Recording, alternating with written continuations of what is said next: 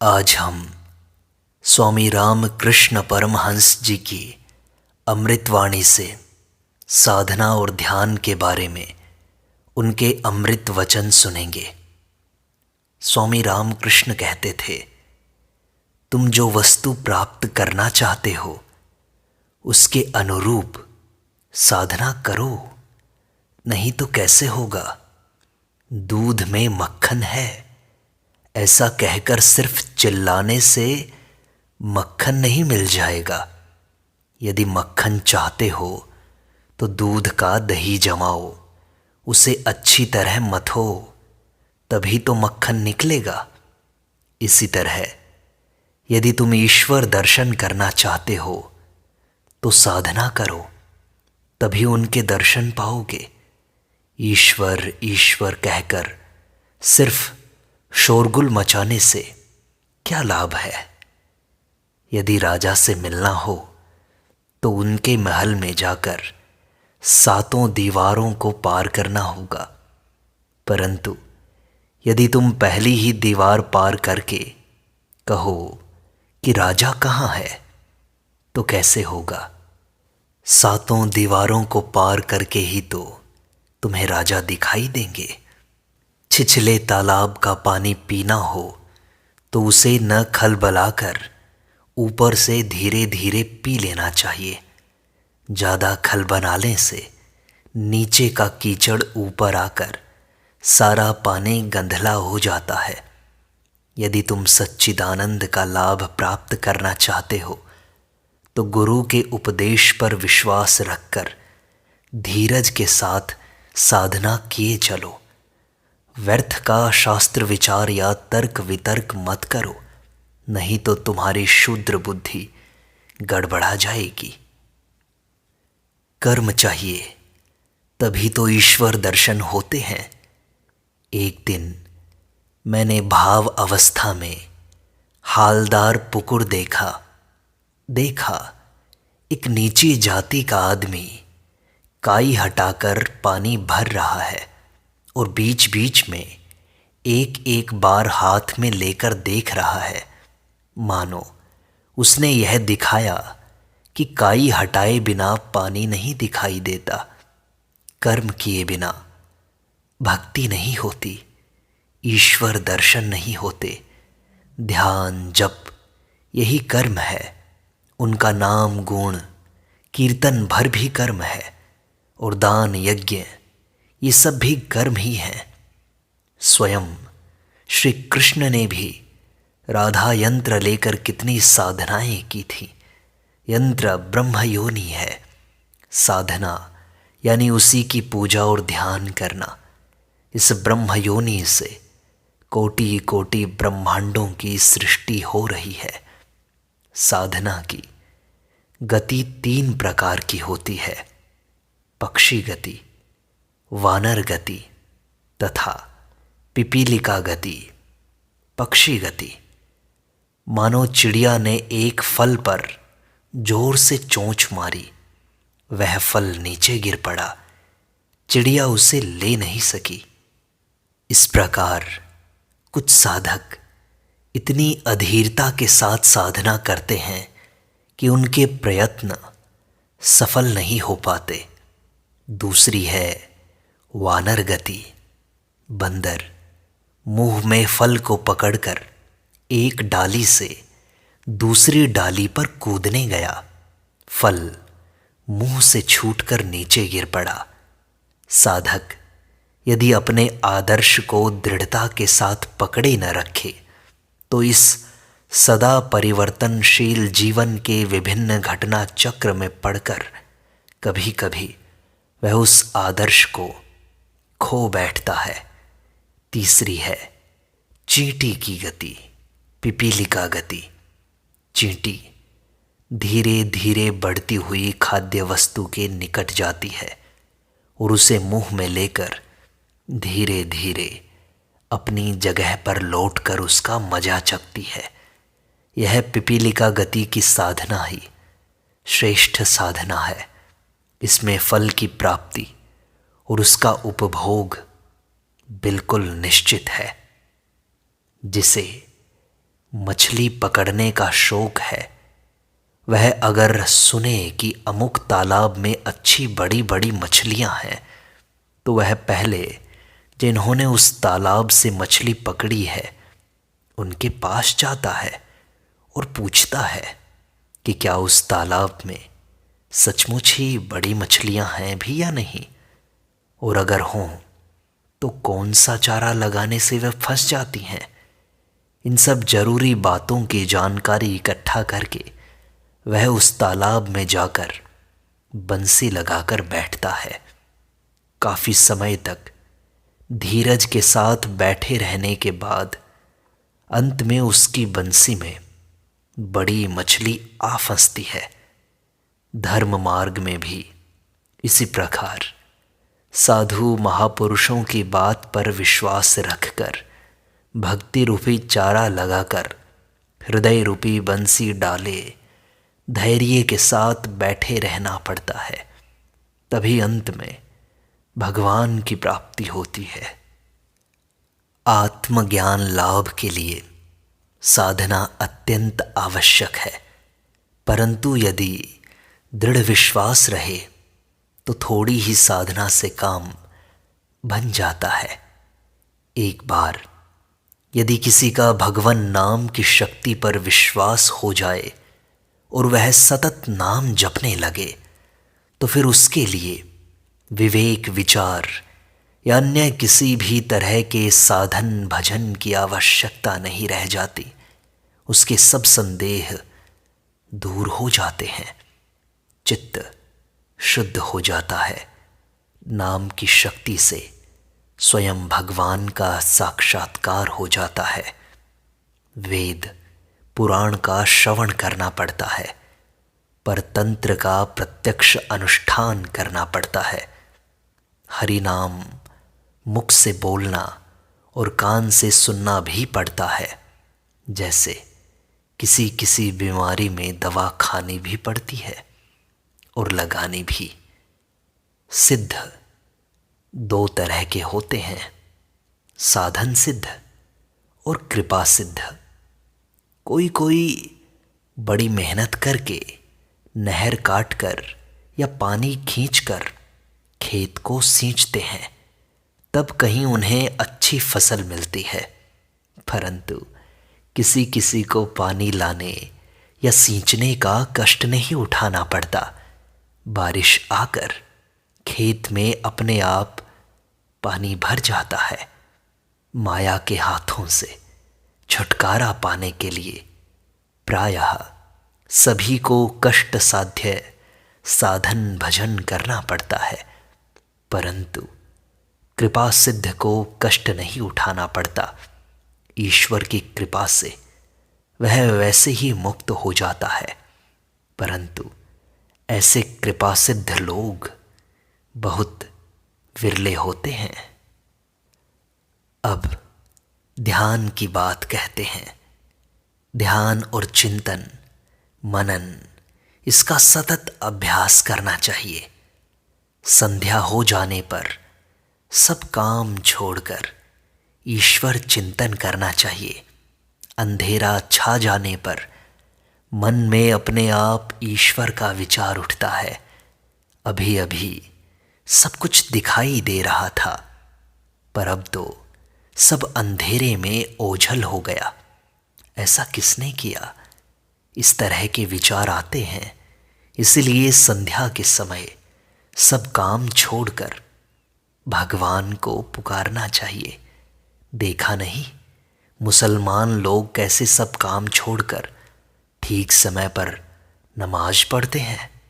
अगर सरसों की पुड़िया में से एक बार सरसों के दाने बिखर गए तो फिर उन्हें चुनकर इकट्ठा करना जिस प्रकार मुश्किल हो जाता है, उसी प्रकार मनुष्य का मन यदि एक बार संसार के विषयों में बिखर जाए तो फिर उसे समेटकर एकाग्र करना बहुत मुश्किल हो जाता है।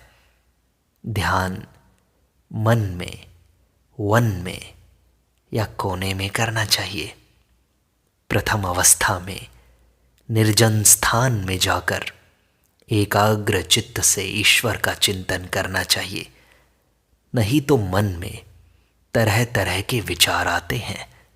दूध और पानी को यदि एकत्र कर दो तो दूध पानी में मिल जाएगा, परंतु यदि उसी दूध का निर्जन में मक्खन बना लो तो वह पानी में तैरता रहेगा, मिलेगा नहीं। इसी तरह साधना अभ्यास के द्वारा चित्त की एकाग्रता प्राप्त कर लेने पर मनुष्य चाहे कैसी भी परिस्थिति में हो, उसका मन उससे ऊपर उठकर ईश्वर में ही लीन रहता है। ध्यान आरंभ करने से पहले एक बार मेरी तरफ देख लिया करो। यह मैं क्यों कहता हूं जानते हो? इस पर अर्थात मुझ पर तुम लोगों का विश्वास है। तुम मुझे गुरु मानते हो, सोचते हो कि मैं तुम्हें भगवान से मिला दूंगा। इसीलिए मेरे बारे में सोचते ही भगवान की याद तुम्हें आ जाएगी। जैसे गौओं के झुंड को देखते ही चरवाहे की बात याद आ जाती है, वकील को देखते ही अदालत कचहरी की बात याद आती है, बेटे को देखते ही उसके बाप की याद आती है, वैसे ही मन नाना विषयों में बिखरा रहता है। इसके बारे में सोचते ही पूरा मन एक जगह सिमट जाएगा और उस एकाग्र मन को ईश्वर चिंतन में लगाने पर ठीक ठीक ध्यान हो सकेगा। मन को एकाग्र करने का सबसे सरल उपाय है उसे दीप की शिखा पर स्थिर करना। शिखा के सबसे भीतर नीला भाग मानो कारण शरीर है। उस पर मन को स्थिर करने से मन शीघ्र ही एकाग्र हो जाता है। इस नीली ज्योति के बाहर का भाग मानो सूक्ष्म शरीर है और उसके भी बाहर का भाग स्थूल शरीर है। मैं जब साधना करता था उस समय इष्ट चिंतन और ध्यान करने के पहले ऐसा सोचा करता था मानो मन को अच्छी तरह से धो रहा हूं। मन के भीतर कुचिंता, वासना इत्यादि जो भी मैल है, गंदगी है, वह सब अच्छी तरह धोकर मन को स्वच्छ कर लेने के बाद उसमें इष्ट देव को लाकर बैठा रहा हूं। ऐसे तुम भी किया करो। प्रारंभ में ये कर सकते हो। ध्यान करते समय ऐसा चिंतन किया करो कि मानो तुम अपने मन को रेशम की रस्सी से इष्ट देवता के चरण कमलों के साथ बांधकर रख रहे हो, ताकि वे वहां से और कहीं न जा पाएं। रेशम की रस्सी इसलिए कि वे चरण कमल अत्यंत कोमल हैं। दूसरी रस्सी से बांधने पर उन्हें कष्ट होगा। इसलिए ध्यान करते समय बीच बीच में साधक को एक प्रकार की नींद आया करती है। उसे योग निद्रा कहते हैं। इस अवस्था में कई साधकों को ईश्वरीय रूपों के दर्शन होते हैं। सात्विक मनुष्य किस प्रकार ध्यान करता है जानते हो? वह गहरी रात के समय मसहरी के भीतर बिछोने पर बैठकर ध्यान किया करता है, ताकि कोई जान न पाए। ईश्वर में बिल्कुल एक रूप हो जाओ, जैसे धातु तेजाब में गलकर एक हो जाती है। मन के स्थिर होने पर श्वास स्थिर हो जाता है, कुंभक हो जाता है। यह कुंभक भक्ति योग के द्वारा भी होता है। तीव्र भक्ति से भी श्वास स्थिर हो जाती है। गहरे ध्यान में ध्येय वस्तु का यथार्थ स्वरूप प्रकट होकर ध्याता के अंतःकरण को प्रकाशित कर देता है। एक दिन एक मैदान पर से चलते हुए अवधूत ने देखा कि सामने से ढोल नगाड़े बजाते बजाते बड़ी धूमधाम के साथ एक बारात आ रही है। पास में ही एक बहेलिया दत्तचित्त होकर एक चिड़िया पर निशाना साध रहा है। वह अपने लक्ष्य में इतना तल्लीन था कि इतने नज़दीक से भी इतनी धूमधाम के साथ आने वाली बारात की ओर उसने एक बार भी नज़र उठाकर नहीं देखा। अवधूत ने उस बहेलिये को नमस्कार करते हुए कहा, महाराज, आप मेरे गुरु हैं। जब मैं ध्यान करने बैठूं तब मेरा मन भी इसी तरह ध्येय वस्तु पर एकाग्र रहे। एक आदमी मछली पकड़ रहा था। अवधूत ने, सन्यासी ने उसके निकट जाकर पूछा, भाई, इस जगह पर जाने का रास्ता कौन सा है? उस समय उसकी बंसी हिलने लगी थी। मछली कांटे में लगे चारे को खाने लगी थी। वह आदमी बंसी की ओर एकटक देखते हुए मौन बैठा रहा। जब मछली कांटे में फंस गई तो उसे निकालकर वह अवधूत की ओर मुड़कर बोला, अरे, आप क्या कह रहे थे? अवधूत ने उसे प्रणाम करते हुए कहा, आप मेरे गुरु हैं। जब मैं परमात्मा के ध्यान में बैठूं तब मैं इसी तरह कार्य सिद्ध हुए बिना दूसरी ओर ध्यान न दूं। किसी तालाब के किनारे एक बगुला एक मछली को पकड़ने के लिए बड़ी सावधानी से धीरे धीरे आगे बढ़ रहा था और पीछे से एक बहेलिया उस बगुले पर निशाना लगा रहा था, पर बगुले का उस ओर तनिक भी ध्यान नहीं था। अवधूत ने, सन्यासी ने उस बगुले को नमस्कार करते हुए कहा, जब मैं ध्यान में बैठूं तब मैं भी इसी प्रकार पीछे मुड़कर न देखूं। कहावत है कि जो ध्यान सिद्ध है उसके लिए मुक्ति निश्चित है। ध्यान सिद्ध किसे कहते हैं जानते हो? जो ध्यान में बैठते ही भगवत भाव में विभोर हो जाता है। गहरे ध्यान में मनुष्य बाह्य ज्ञान से रहित हो जाता है। ध्यान में इतनी एकाग्रता आ जाती है कि दूसरा कुछ भी दिखाई सुनाई नहीं देता। यहाँ तक कि स्पर्श का भी बोध नहीं रहता। इस समय यदि देह पर से सांप भी चला जाए तो न तो जो ध्यान कर रहा है उसे पता चलता है और न उस सांप को ही पता चलता है। इतनी एकाग्रता। जो ध्यान करते हुए इतना मग्न हो जाता है कि सिर पर चिड़ियों के बैठने पर भी समझ नहीं पाता, वही ठीक ठीक ध्यान करता है। ध्यान गहरा होने पर इंद्रियों के सभी कार्य बंद हो जाते हैं। मन की बाहर की वृत्ति एकदम रुक जाती है, मानो घर का बाहरी दरवाजा बंद हो गया है।